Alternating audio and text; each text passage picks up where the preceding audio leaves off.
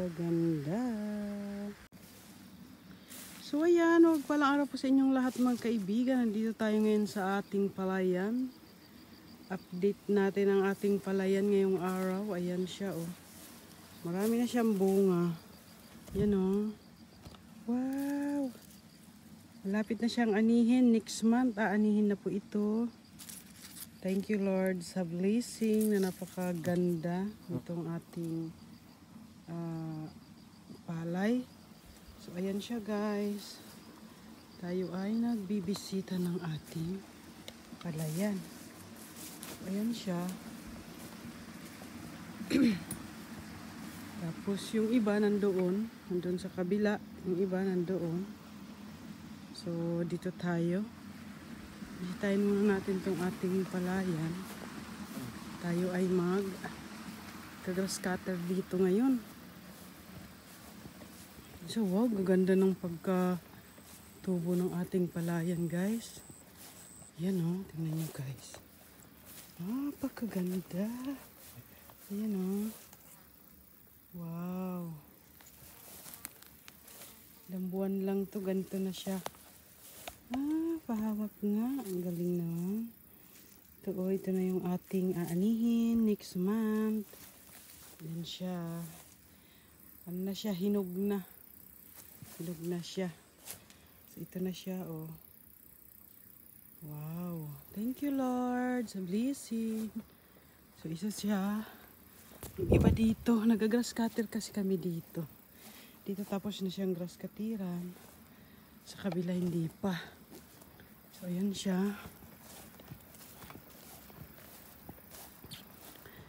Yung anak ko natakot sa bubuyog. May bubuyog daw. Wala yung bubuyog dito. Wala mo kung nakikita. Ayan siya. Wow! Dito sa kabila okay na rin. Wow! Ito. Natural lang itong bubuyog na yun eh. Saan kaya yung bubuyog na sinasabi ng anak ko? Wala naman akong nakikita. So ito siya. Ang dami palang grass cutteran. OMG. So ito yung ating palayan. Ano siya oh. Dilaw na.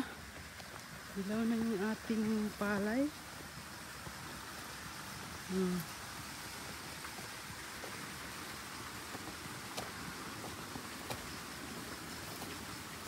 Yan na siya oh. Wow. Dito, kumusta kaya dito? Yan yun naman oh, napaka dilaw na niya, dilaw.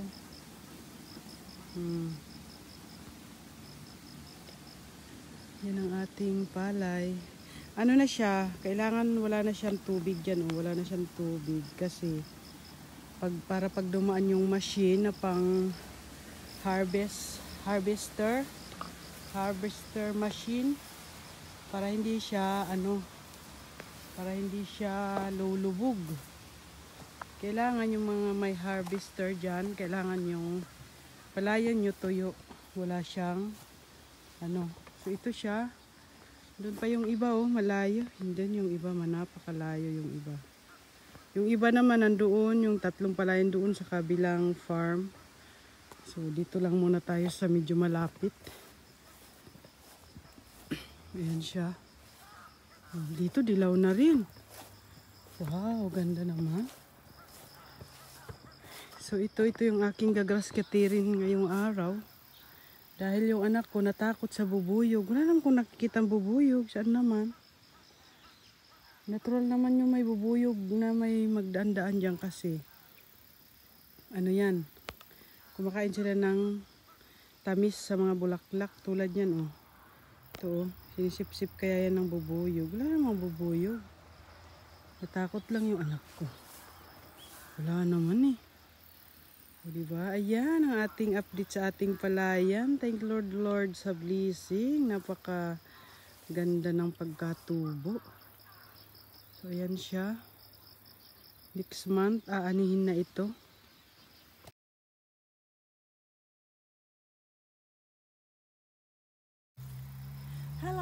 mapagpalang araw po sa inyong lahat, mga kaibigan. Nandito si Inday ngayon sa palayan. Ayan ang ating mga palay. Oh. Malapit na siyang harvestin ang ating palay. Ayan, oh. So, diba? Ang ganda ng ating tanim. Salamat Lord sa blessing.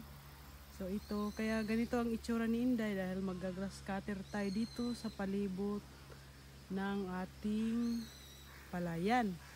So ayan ang ating mga palay guys. Yan o, daming bunga. Brown na siya. Mayroon pa siyang kaunting green pero ano, malapit na siyang harvestin next month. Pwede na siya. Malapit na. Ayan o. Thank you Lord sa blessing. Ayan ang ating mga palay ngayon na napaka ganda ng pagkatob. Ito yung Japanese rice. Yan siya o. Yan, marami yan. Hanggang doon yan sa dulo. Ayan. Tapos yung iba nandun. Nandun sa, ayan siya oh. Yung iba nandun sa kabilang farm. Ayan siya. Ayan. Napakaganda ng pagkatubo guys. Ayan siya oh. Wow. Diba?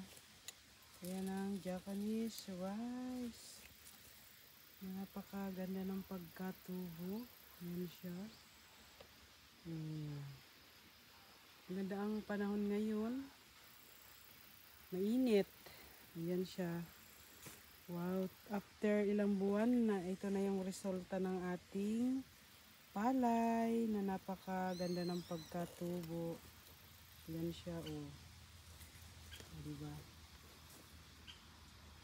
Ayan dahil mainit yung araw. Tayo ay mag-grass cutter. Ito, gagrass cutterin itong mga dito sa side na to. Kailangan tong ikat. Ayan, ang ganda ng bulaklak. Oh, ayan o, purple. Ayan ang bulaklak. Damo yan, pero bulaklak yan. Oh. Tingnan mo naman, ang bulaklak niyang ganda. Pero damo yan. So, ayan. Lahat yan, napalibot yan sa buong taniman ng ating palay ay ating gagrass cutterin. Yan siya oh, tubo na siya. Tubo na yung mga damo-damo. Kaya kailangan natin siyang linisin kasi next month ay harvestin na natin ito. Ayan siya. Tingnan mo yung damo, ang taas na ng damo. Ayan siya. Yung anak ko natakot kasing mag-grass cutter dahil meron daw siya nakikitang bubuyog. Wala naman akong nakikita ni isa. Saan naman ang bubuyog dito? Wala naman. So ayan siya guys. Ito naman oh, tingnan nyo itong damo siya. Pero tingnan mo yung bulaklak oh. Para siyang aster. Yung aster sa Pilipinas. Diba napakaganda ng bulaklak niya? Ayan oh. So ayan siya guys. Shout out sa lahat ng nanonood sa aking video. Maraming salamat sa inyong mga suporta. Ayan, shout out sa lahat ng viewers, sa lahat ng nagsusuporta sa akin. Don't forget like, share, comment para lagi po kayong updated sa aking mga upload na video. Ayan. Sa mga hindi pa po nakakapag-subscribe sa aking YouTube channel, pa-subscribe naman. Ayan, maraming salamat. So, ito yung ating palay. O, yan o, gaganda. Ang ganda ng pagkatubo niya, guys. Ayan o. Wow! Siyan siya o. Thank you, Lord, sa blessing na na-receive naman this year. At sa mga parating pa po.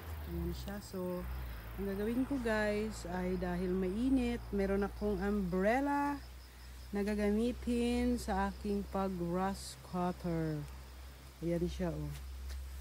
Ayan ang umbrella na ginawa ko. Yung tawag niyan, butterfly umbrella. Ayan ang aking gagamitin para hindi tayo mainitan sa pag-grass cutter. Ayan siya. Thank you for watching guys. God bless. Bye-bye.